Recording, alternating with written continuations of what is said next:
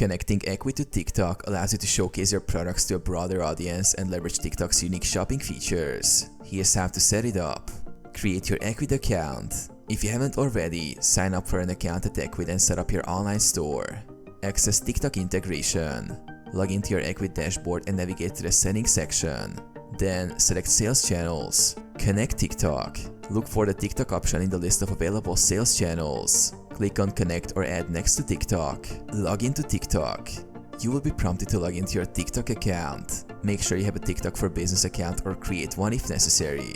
Grant permissions. Allow Ecwid to access your TikTok account by granting the necessary permissions. This step is crucial for syncing your products. Sync your products. Follow the on-screen instructions to import your Ecwid products to TikTok.